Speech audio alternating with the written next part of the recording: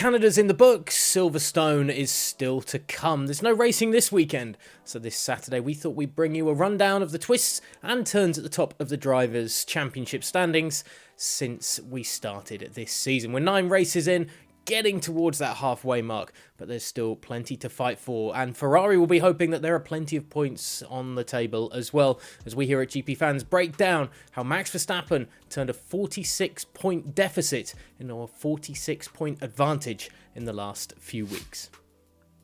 Max Verstappen and Charles Leclerc are the main title candidates in 2022, with a season with 2 completely different faces to it.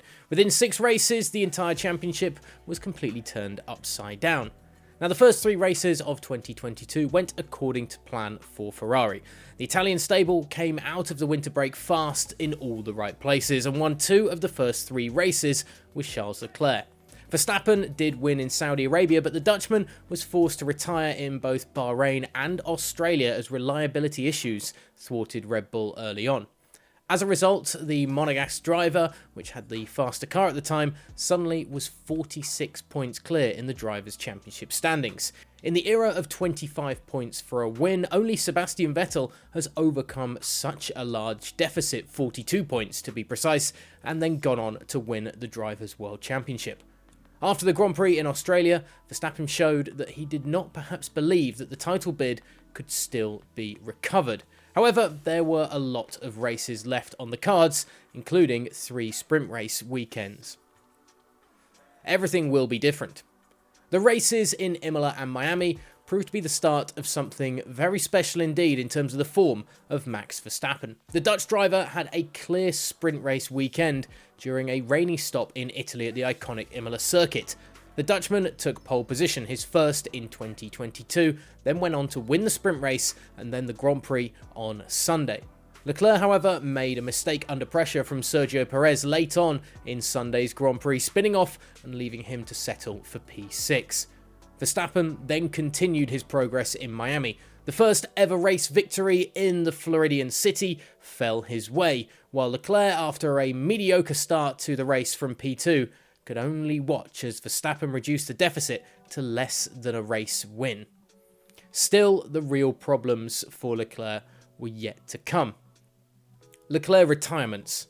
Things really went wrong for the Ferrari driver in Spain, Monaco and Baku. In Spain and Baku, he retired with engine problems, the result of which levelled him on 2 retirements in 2022, just like Verstappen and his teammate Sergio Perez. Both races were then also won by Verstappen. In Monaco, Leclerc's home race, the Scuderia man was on the charge. He took pole and led the race, but a mistake by Ferrari's pit wall meant that he eventually finished in P4 behind Verstappen, who would take the 3rd spot on the podium. It was Sergio Perez who won the race and rocketed into the Drivers' Championship standings and battle at the top, and giving Leclerc another Red Bull to tussle with. Engine problems. Finally, there was the race in Canada last weekend, and the problems for Leclerc only increased in Montreal.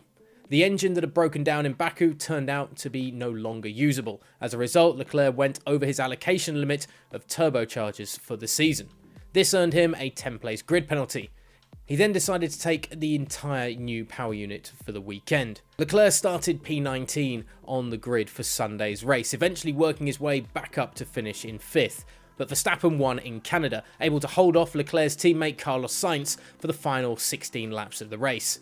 The gap is suddenly 49 points in favour of Max Verstappen. In addition, the Dutchman has only changed his engine once, so he has one more engine change in his hands before taking any penalties.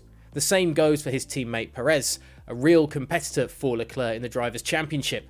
The Monegasque is 3 points behind the Mexican after 9 races. Red Bull.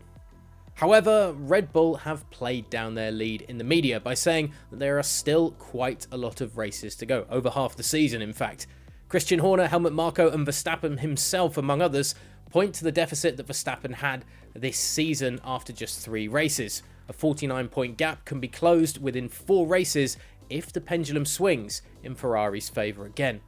Verstappen and Red Bull know this all too well, almost experiencing it last year against Lewis Hamilton and Mercedes in their Drivers' Championship battle. Until the summer break, Silverstone, Austria, France and Hungary are still on the calendar. These two double headers will probably be dominated by new updates from Ferrari among others, but perhaps also from Mercedes as well, as they try to get themselves back in the hunt.